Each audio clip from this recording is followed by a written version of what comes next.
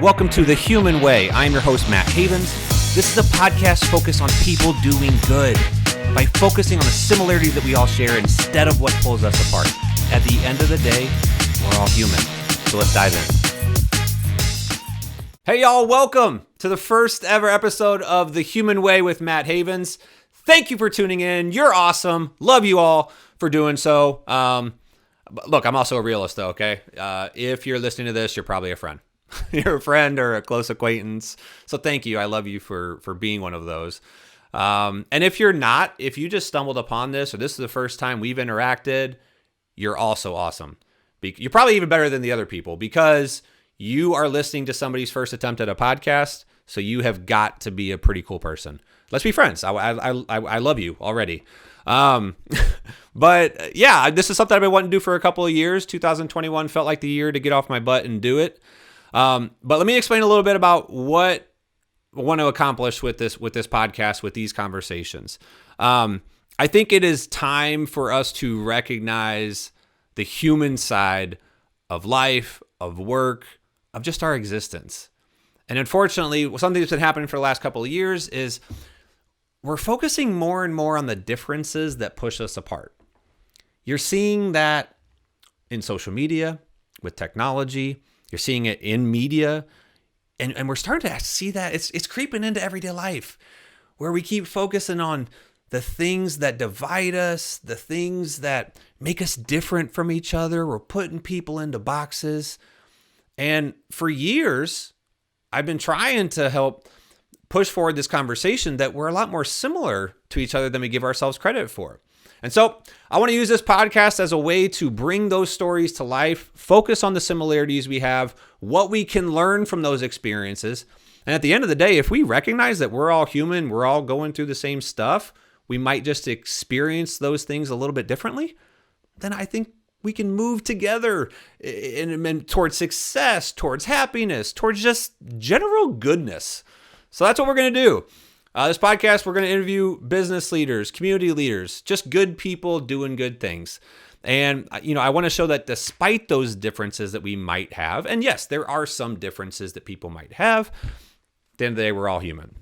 And so now with that said about those differences, if you're looking for a podcast that is going to interview extremely successful people, if you're Elon Musk's of the world and people who have started businesses from the ground up, you might get some of that here, but for the most part, I don't want to focus on individual successes.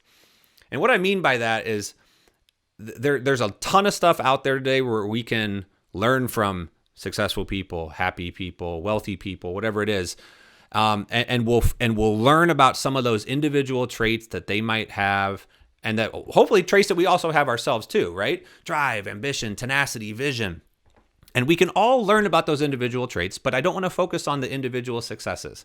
I want to focus on these larger groups, these things that if we understand about ourselves, about each other, we can move large groups of people towards something. And so over the course of time, I hope that will kind of come to light. It sounds a little ambiguous as we talk about it now, but that's what we're going to focus on. So, for example, some of the things that I think as humans we all experience is like we all experience failure. So I want to interview and talk with people who have experienced failure, how we learn to embrace that a little bit more.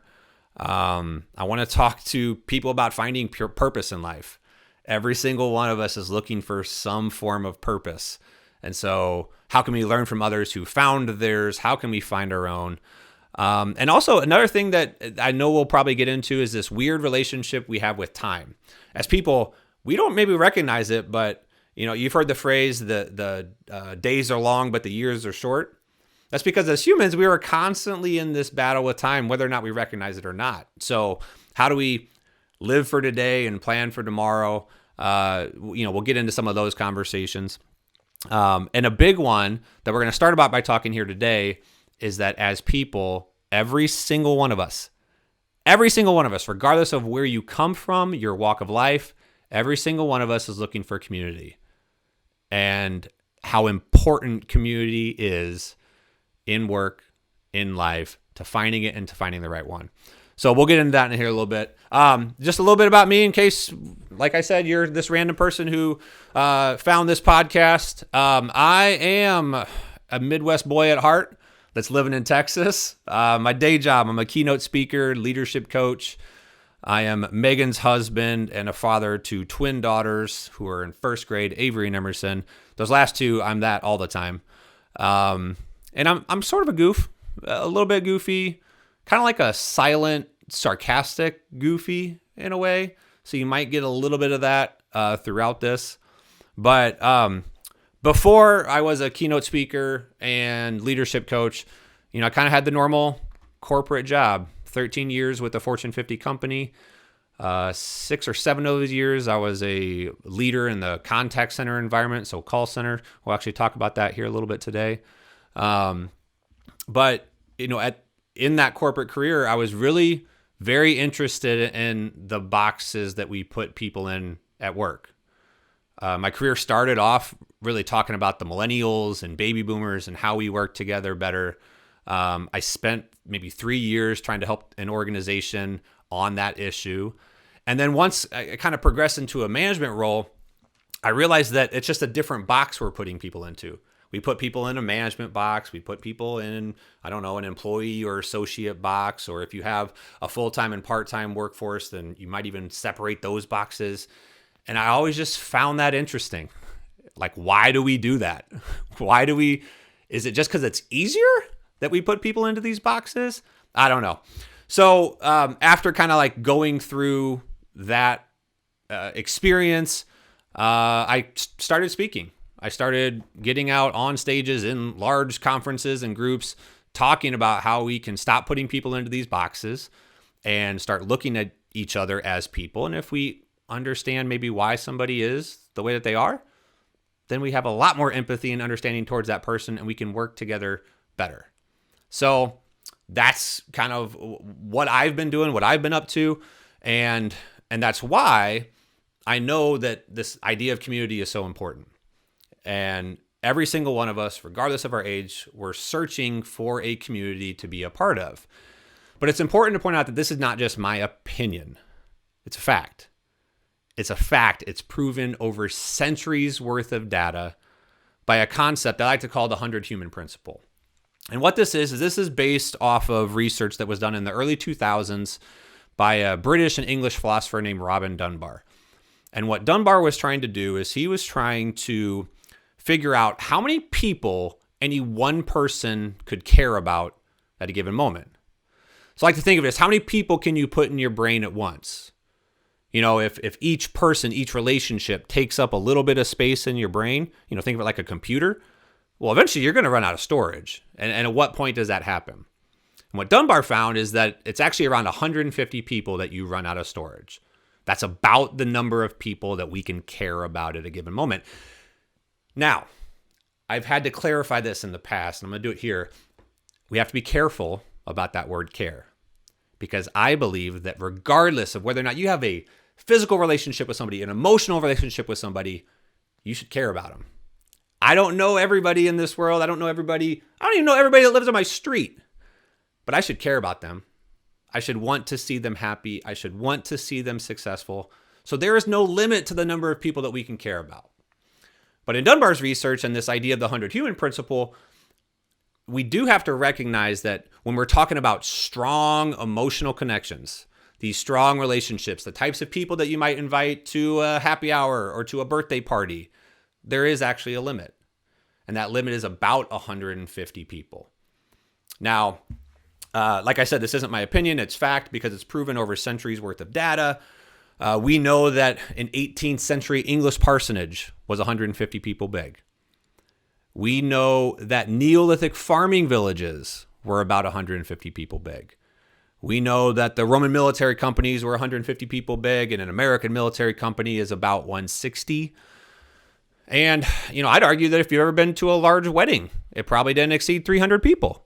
Well, that's 150 people for each marrying side of that agreement. And Facebook has done this study. They've done a ton of studying lately, but they did a study that said it doesn't matter how many people you have in your friend network. And I challenge you to pull up your social media, look at the followers you have on Instagram, look at the number of friends that you're with on Facebook or a number of people that you've connected with on LinkedIn. And some of you are going to have thousands of people on that. But what Facebook found is that it doesn't matter how many friends you have in that network. You only interact with 150 of them. And the reason for that, it's why they've actually changed their algorithm. They adjusted it to say, hey, you don't need to see all 1,000 people. We just show you who we think is part of your community. If you don't trust me, if you don't believe me on that, then I always encourage people, go out, think of somebody who you haven't seen their posts in a while. Honest truth is they've probably been posting. It just didn't show up on your feed. So go and look around on their page for a little bit, and you'll be surprised when next day you go back and all of a sudden they're showing up again.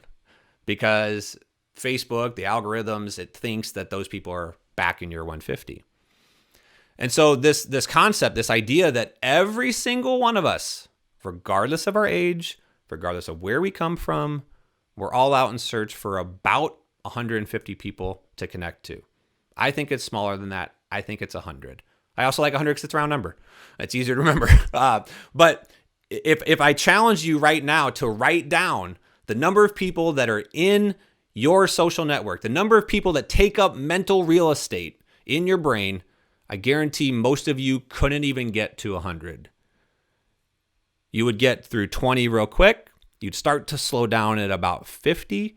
And by the time, if you even got to 100, you'd really be pulling hard to see like, oh yeah, these people are really, truly part of my community.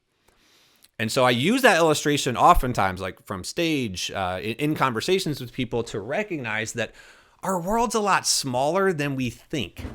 And we think it's this huge thing because of the internet, because of technology, because it looks like all of a sudden now with information and technology today, it feels like our community is 7 billion people large. But the reality is we're really only stuck in about this 150 people who make up our space. And that's why I think it's super important that we find the right community to be a part of. I think it's also important to recognize that sometimes there's people in our communities today that don't deserve to be there. They don't deserve to take up the mental real estate in our brain for a variety of reasons. It could be a million different reasons, but we have to recognize that as well too. And so it's if we understand this concept, I guarantee you your social relationships will be better. I think your life will be better. In some cases, our mental health will be better if we recognize that our world's a lot smaller than maybe we're being led to believe in our own heads, as well as what we maybe see outside. It's gonna make us better parents. It's gonna make us better leaders.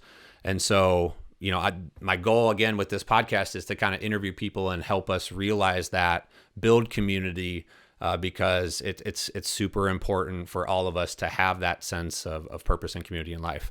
But since I don't have somebody here to interview right now, I wanted to share a clip of an interview that I heard recently. It was from about a year ago, and credit here to Bootleg Kevin and DJ Head. Now, one of the things y'all may not know about me is that I'm definitely hardcore rap, R&B, hip hop music listener. Okay, don't get it wrong, folks. Yeah, I grew up in the mean streets of Bloomington, Illinois, but it's just always been a part of my life. 7th grade, my brother and I both bought each other the DMX CD for Christmas. I had a Tupac poster up in my room when I grew up. I think it was also next to the Britney Spears one, which is really sad that I had a Britney Spears poster in my room, but I did. And Tupac and Britney Spears, I don't know that they would have been like in the same social circle, but whatever. But I heard this interview, and it was with the artist T-Pain. Now, if you don't know who T-Pain is, you should know who T-Pain is. But if you don't, 2-time Grammy Award-winning artist, master of the auto-tune, maybe rivals Teddy Riley in that regard, but an amazing musical talent. And he was doing this interview talking about when he signed his first contract with a record label. And he signed with Akon. Akon is another artist, had a record label. And he signed with Akon instead of going with one of the large record labels at the time, Interscope Records, who was offering him a completely different option. And I think we can learn from why T-Pain decided to sign with Akon instead. So let me play this here for you. And then I'll come back with some questions that we can think about. Involved. Like, Akon was signed to Interscope Records. Right. And Interscope Records offered me a $900,000 signing bonus. Which is crazy. As a 18-year-old, What? that sounds crazy. Out of Tallahassee, Out too. of Tallahassee, and at this very moment, there's no lights on in your house. You can't. Like, at this very moment, my studio's been run off a generator outside. And we can't run it past 11 o'clock because that's when the law says the noise ordinance kicks in and all that stuff. So we have to read up a lot. But at this very moment, I have no power in my house. We can't pay for gas to get to the airport to fly to Interscope Records. They're offering us these things. And, you know, we went to Atlantic, which was offering $700,000. But everybody was offering all these things for the single. Wow. Just for the one record. Just for the one record. I went to Akon, and Akon said, bro, I got 20 grand and a career. I can guarantee I'll give you 20 grand. I know it's not a lot of money, but I guarantee you're gonna have a career and not just a song. And that's what And at that time, Akon wasn't seen as a mogul or Right. as a. So Right. you really took a gamble. Absolutely. That's a big but gamble. the way he was talking, it was like, you know, when I went to all these companies, they was like, I love this song. I love this song. What can we do? Can we get another song? Can we do this song? And Akon was like, I love you. I love what you're doing, and I want to make sure you have a long career. Wow. And he was the only person talking like that. And I wasn't in it for short money.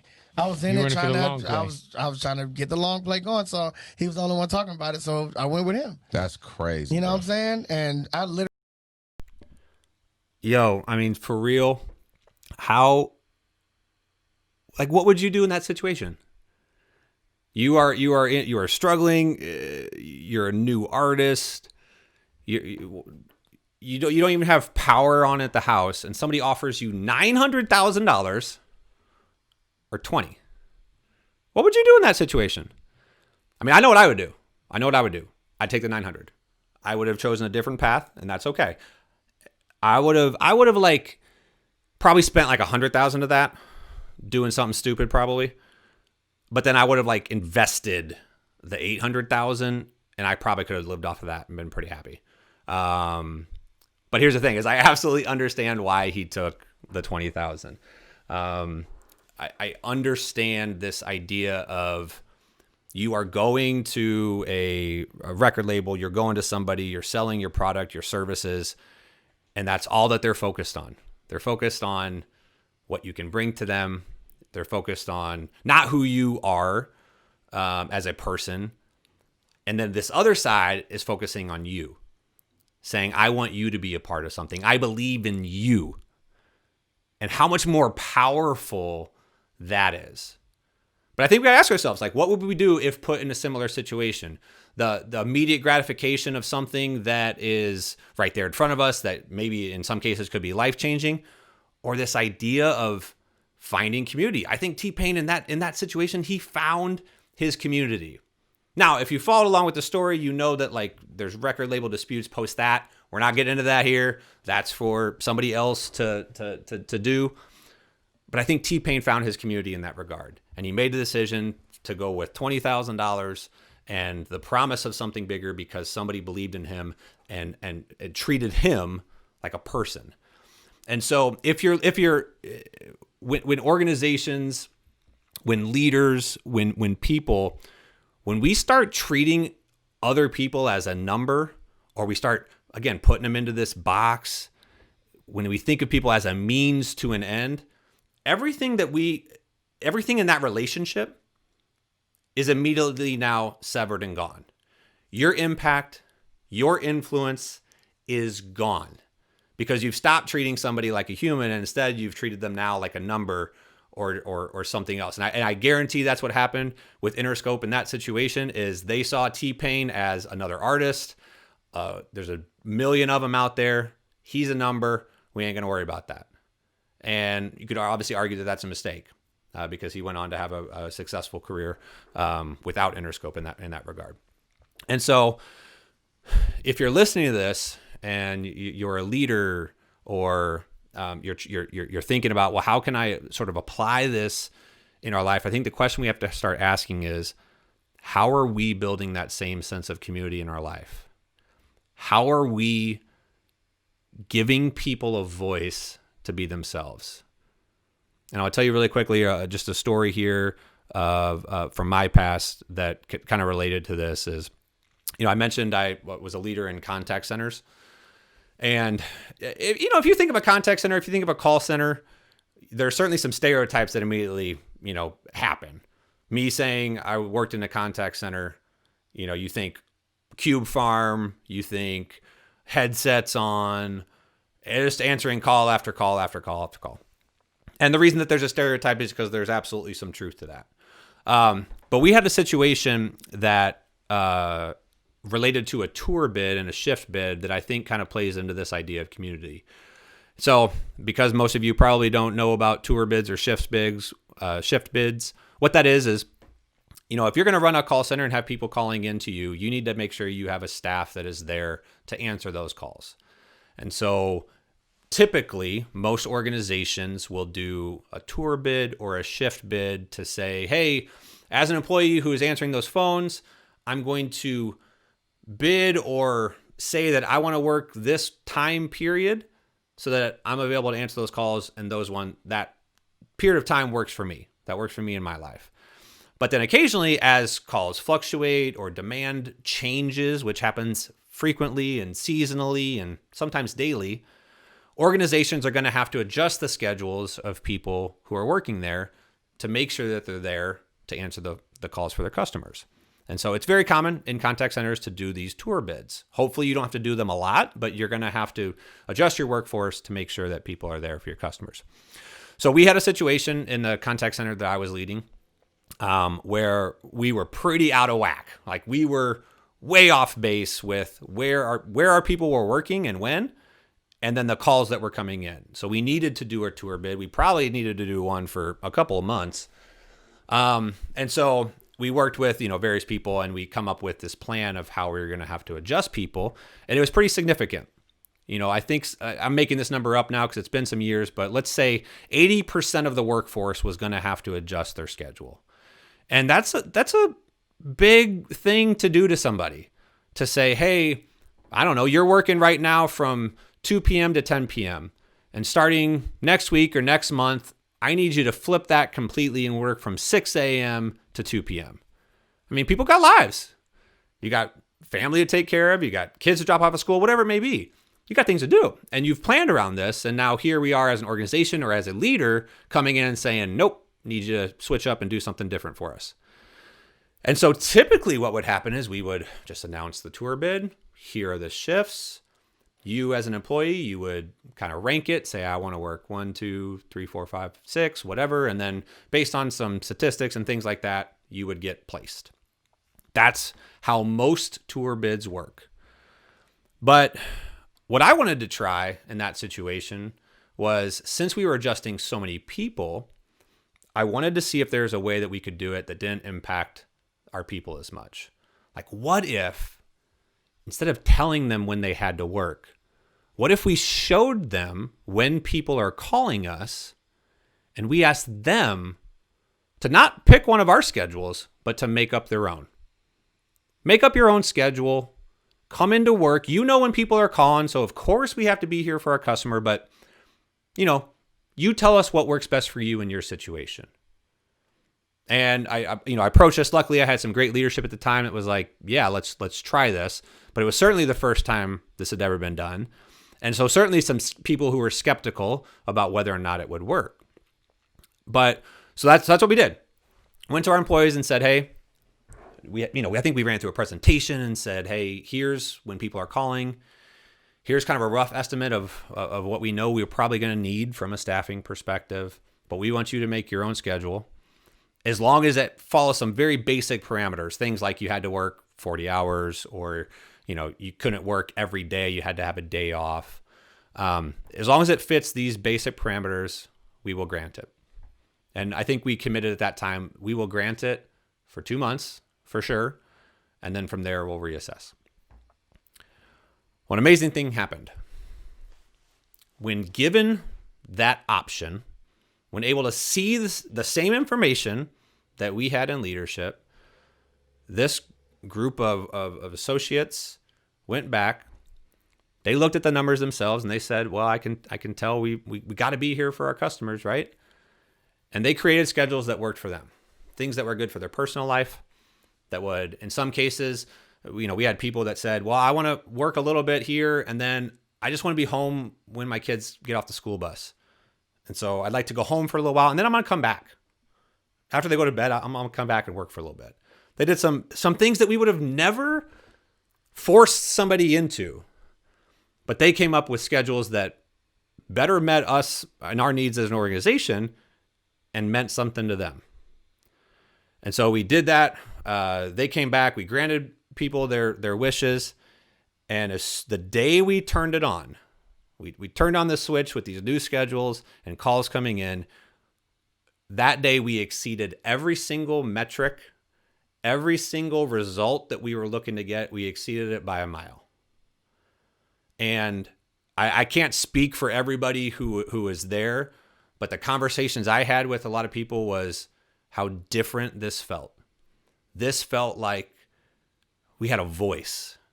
We had a say in what was going to happen so that we could meet our customers' needs, but we could also do what we need to do in life. And it was a great feeling. Those results kept up for quite some time. And then, we were able to do something that gave people a voice.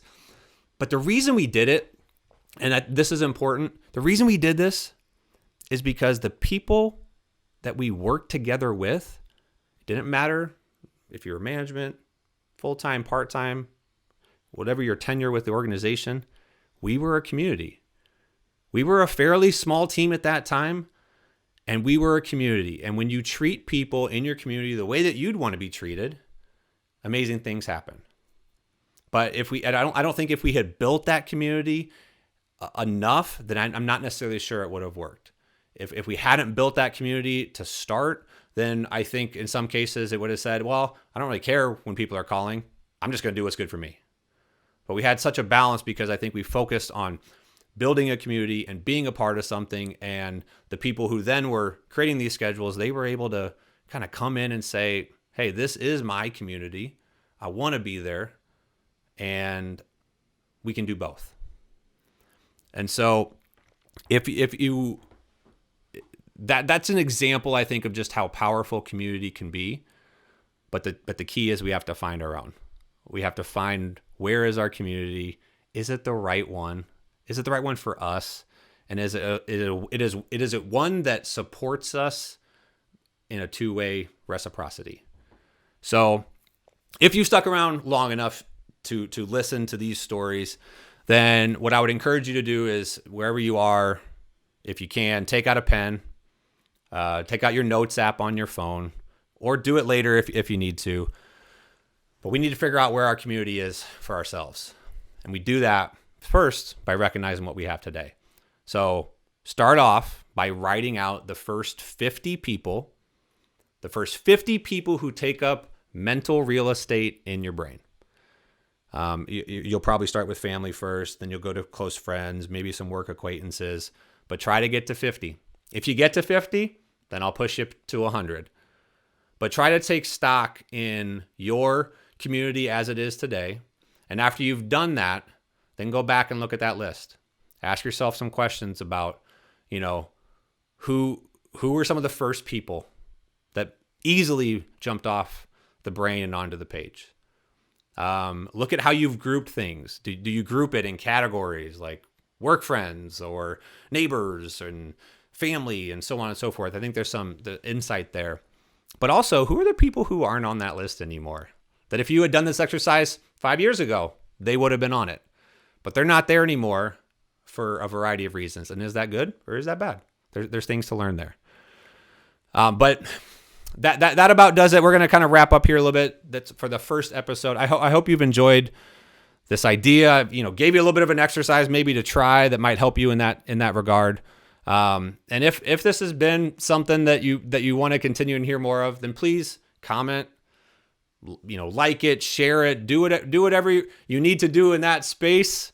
I would love to get this out to more and more people. And if you know somebody who needs to come on and have a conversation, if they're good people doing good things, then I want to talk to them. So let me know. But do all those things: like, share, subscribe. I'm a millennial, right? We need that constant gratification in our life. So please do that. But hey, just remember, at the end of the day, you're not alone. We're all human together. We are in this together. So let's go get it.